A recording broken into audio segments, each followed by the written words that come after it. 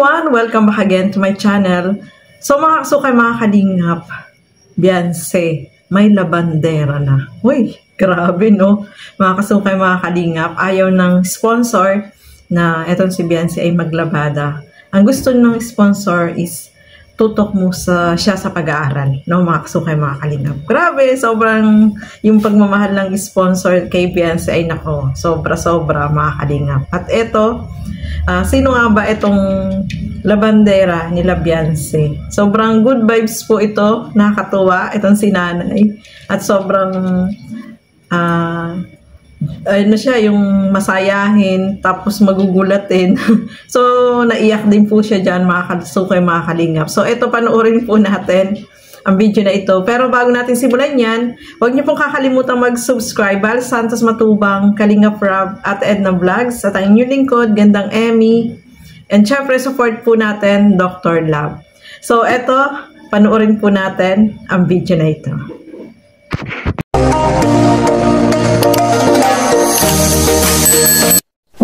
Nanay.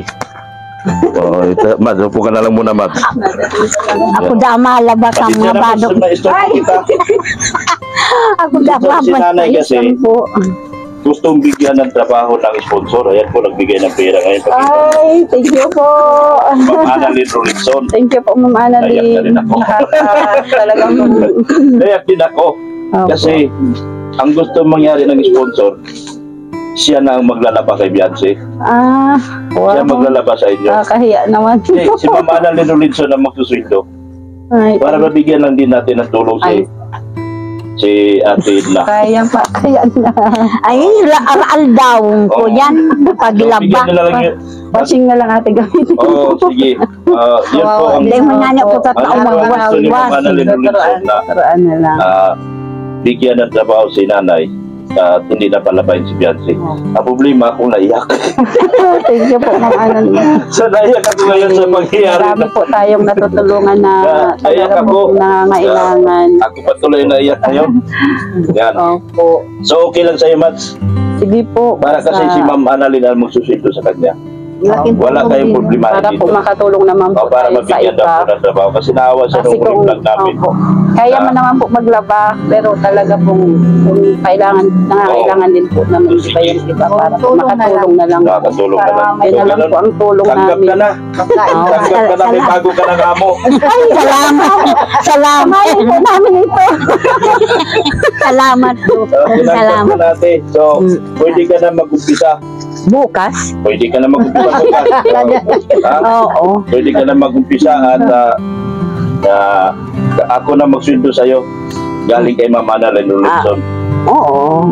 So, okay lang sa inyo, Mads. Salamat po sa mga talaga pong mababait na sponsor po na talagang marunong pong tumingin ng ano po, talagang napakabait po ninyo na marunong po kayo tumingin sa mga tao po talaga na nangangailangan po. Salamat kay Dok. Salamat po kay Dok. Siya ang unang Lagi may videoan mo ko, Ma, para maniwala sila nag-iiyak ako. Iyak na naman po si Dok. Yan. Ayan po. Sana ko. Dito. Sa gitna kanila? Dito ako. Kayo. Yan. So, totoo po. Ayan. So, Ma'am Annalyn Rolinson, umayag na po si Mads Hansel na paglalabahin po namin ito. Ayaw na po kasi dahil ayaw niyo na pong si Beyonce po ay maglaba at busy na sa school. Gusto mo kasi, ang gusto niya kasi, Mads, nakatutok lang si Beyonce ngayon sa pag-aaral. Kaya ayaw niyang paglabahin si Beyonce. Kaya mag-umpisa ka na, te. Bukas. Si Ma'am tawag mo sa kanya, ha? Ayan po, may trabaho na po siya. Mag-umpisa na po siya at ako po ang magsusildo sa'yo. Grabe na yan. Mapapasana all ka na lang talaga, mga kalingap, no? Grabe, sobra yung pagmamahal ng sponsor dito kay Beyonce, no? Ayaw niya na si Beyonce ay maglabada na at focus na lang sa pag-aaral. So, siguro nakikita nga ng sponsor na ang dami ng labahin, no? Napakasipag ni Beyonce. So, mayroong napaka-generous talaga na sponsor, si Ma'am Annalyn, no? Mga kasukay, mga kalingap. At ayan nga, siya yung kumuha ng labandera para dito kay kila Beyonce. So, narinig po natin, no, mga kasukay, mga kalingap. Good vibes itong si nanay. Nakakatuwa siyang panoorin, no, masayahin siya, tapos, ano siya, yung magugulatin, no? At 63 years old, senior na siya. Pero sabi niya, kayang-kaya niya pang maglaba. At ang natawa ako doon, mga kasukay, mga kalingap, hindi daw siya marunong gumamit ng washing machine. So, yung paglalaba naman po ni nanay ay washing machine yung gagamitin, no, mga kalingap. Hindi naman siya yung magkukusot. Although, siguro kung magkusot man siya, yung mga puti-puti na yung talagang yung mancha ay talagang hindi matanggal, no? Pero washing machine yung gamit at saka pag mag-aalaw lang naman siya hindi naman po yun, hindi ka na yung masyadong mahihirapan pa kasi washing machine naman yung gamit at saka si nanay naman ay kayang-kaya niya pa daw. At sabi nga niya, siya ay nagagamas pa sa bundok. So, malaking tulong ito sa kanila at itong mama naman ni Beyonce ay payag naman kasi nakatulong sila dito kay nanay. At the same time, itong si nanay, kumikita siya, no, mga kasukay. Yun ang maganda doon. Kasi kahit na may edad na si nanay, meron siyang income. Kita nyo naman po, binigyan siya agad ni Dr. Lab ng 5K. Yung 5K na yun, sa isang buwan lang yun, no? Malaki na yun, malaki na po yun, mga 5K, isang buwan, maglalabada ka lang. Pwede ka namang maglabada sa isang linggo, 2 beses, di ba? Kasi washing naman yung gagamitin. Sabi nga niya, araw-arawin niya daw. Pero sa tingin ko naman dyan, pwedeng every 2 days niya gawin kasi hindi naman siguro tatambak ng sobrang dami yun, no? Mga kasukay, mga kalingap. So, malaking tulong po yun para dito kay nanay at natulungan siya, no, na magkaroon ng trabaho. So, yung 5K, malaki na po yun, mga kasukay, mga kalingap. At etong mama ni Beyonce, ay sabi niya, nahiya-hiya din siya kasi nga, tiyahin niya pala itong si nanay, no.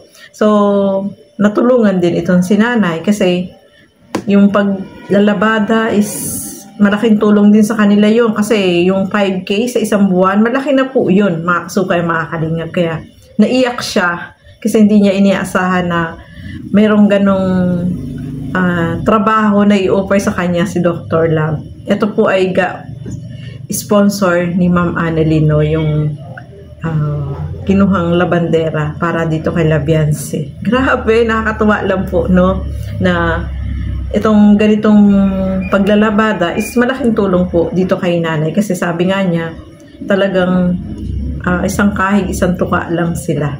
So, malaking tulong po yun. Kaya sobrang naiyak po siya at masaya siya na meron siyang extra na income. 5K a month, malaki na po yun, mga kasukay, mga kalingap. So, ituloy pa po natin. Galing po kay Ma'am Annalyn Mabuti Robinson. po yun para makabuil ako paglakot ng paninda ko. Ayan, meron kang lako-lako, Mads. Opo. Sige po, sige. Naglalako pa ako. Ano ngayon? Grade. Ay, grabe. Alalako mo, Mads. Saka ano po, Ang daming may benta na akong sabon. negosyo na si Mads, Kung sino pong gusto mo. Oy, sinong gusto mong bumili ng relo? Gusto mo biling relo, oh. Opo, ito Yan, po. oh. Magandang relo ito. Yan pa, oh, kung Yan, sino oh. gusto magbili. Ano to, Mads, inaalok mo? Opo, ano lang, parang namumorsyento lang din pa ako dyan. Ano mo, Marcelo? Opo, Para mga para fossil, may oh. kahit Ang ganda, oh. May Seiko 5 pa. Fossil, Seiko 5. May Seiko 5 pa, oh. Oh, Saka may grabe. sabon po. May ligo. So, sige, Mads. So, Ano ba yung sabon mo, Mads? matusukan po ni Whitening soap po. ni Maring Hansel ito na maglako siya. Kaya Wala naman ang din. mangyayari ate, ikaw na po ang maglaba sa kanila. Oo. Okay po. At yan po, Ma'am Annalyn Robinson. Tutulungan naman ako ng manugang ko. Nandyan po manugang mo. Salamat So, po. Kasi, Ano? oo. Okay? Okay. Okay talaga po. Ano. Ay, karabaw ka. So, okay na po, Ma'am Annalyn Robinson. Thank you po. Maraming salamat po. Ano talaga. Andiyan na po, meron na po ikaw pera. Pera na ikaw. Salamat Pera na po. siya. Maraming salamat. Tapos meron na ikaw trabaho. Oo. Yan, o. Di, kasi naawa na din ako sa asawa ko. Ay. Naawa ka na kay Mang Dani. Kasi Oo. So, ayun, mga kasukay, mga kalingap, no. Nakakatuwa itong si nanay, no. Masaya siya kasi, syempre, meron na siyang trabaho at meron siyang kita every yung isa, loob ng isang, hindi pa nga siya nagsimula, no? May bayad na kaagad, mga kalingap, o di ba? Sa kalingap lang yan, no? May 5,000 pesos na siya kaagad. So, pwede naman siyang tulungan ng kanyang manugang. Kasi, para hindi gaano siyang mahirapan, no? Basta maghati sila, no? Bahala na sila dun sa ibinayad ng ano. Malaking tulong na po yun talaga sa kanila, mga kalingap, no? 5,000 pesos. Wow, grabe, no? At syempre, si Beyonce is makakapokus na siya sa pag-aaral. Yun ang gusto ng sponsor, no? Mga kasukay, mga kalingap, na sa pag-aaral siya mag-focus. Kasi lalo na grade 12 na po siya, no, mga kasukay, mga kalingap. So talagang marami siyang mga project na ginagawa, no. Kaya talagang yung mga gawain syempre sa bahay, hindi na niya gaanong nagagawa yan. Kasi kung busy sa pag-aaral, talagang matatambak yung labahin, mga kasukay, mga kalingap. Kita nyo naman po kapag bumibisita sila dyan, nakikita nila tambak-tambak yung labahin. Siguro yung sponsor ay nakita yun. Kaya, syempre, naawa kay Beyonce, no? Ang dami kasing labahin nila. So, tapos nag-aaral pa siya. So, mas maganda talaga, i-focus niya yung kanyang pag-aaral, no? Mga kasukay, mga kalingap.